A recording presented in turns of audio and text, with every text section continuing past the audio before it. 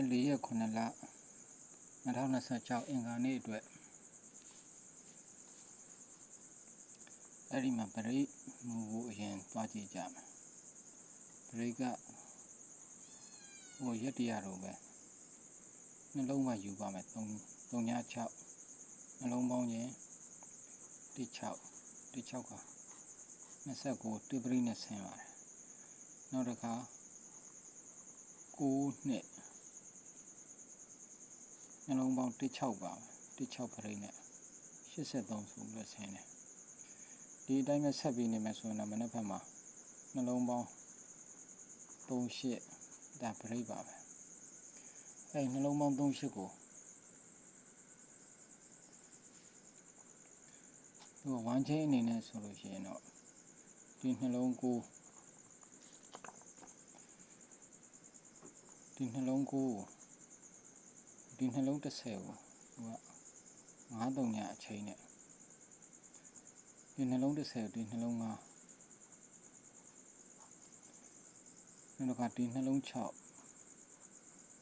အဲ့ဒီ6ကိုဒီ3လုံးပေါင်း1နဲ့တစ်ခါပြန်ခြေပါတယ်6ကို1ဒီအတိုင်းပဲသူ့မူအတိုင်းဆက်ပြီးနေမယ်ဆိုရင်တော့ဒီနှလုံး6ကိုသူက6လို့ဆက်ပြီးကြမယ်ဆိုလို့ရှိရင်တော့နောက်ဘေးက2 နောက်ဘေးကတော့တွေ့ပါတယ်ဒါပရိနဲ့1ချိန်နဲ့အဲ့ဒီမှာမပြီးနိုင်မစီနိုင်ကျွန်တော်တို့တွေ့ထားတဲ့မူတစ်ခုရှိတယ်ပေါ့နော်သူကတော့ဘာလဲဆိုလို့ရှိရင်ပရိမူနှလုံးပေါင်း6အဲ့ဒီ6လို့ဆင်းပြီးတာနဲ့နောက်မှာ1 6ဆိုပြီး4ချိန်ဆက်ပြီးတော့ဆင်းပါတယ်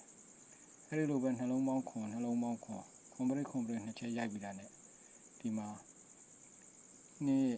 2သူ့မူတိုင်းဆို1 2 3 4ချိန်ထိအောင်ဆက်ပြီးတော့ပေးတာဖြစ်တယ်အတွက်ကြောင့်မနက်ဖြန်မှာလည်းနှင်းပရိတ်ကို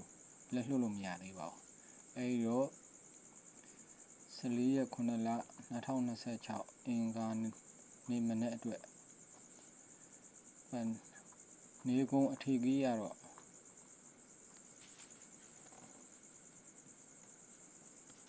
နေကုန်းအထီးကြီးကကျွန်တော်တို့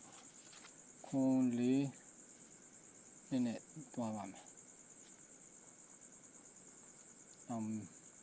မနေ့အချိန်ကစိုးမူတိုင်းဆိုလို့ရှိရင်နှစ်ခွန်အချိန်တော့အပိတ်ကိုပို့ပြီးကြိုက်တယ်ပရိအနေနဲ့ဆိုလို့ရှိရင်တော့ပရိကတော့38ပရိနဲ့ခွန်ပရိကိုကြိုက်ပါတယ်အဲဒီမှာ main ကွက်အနေနဲ့ဆိုလို့ရှိရင်1 ခွန် main ကွက်ကြိုက်တယ်အရန်ဆုံးနဲ့ဆိုလို့ရှိရင်တော့2ပရိနဲ့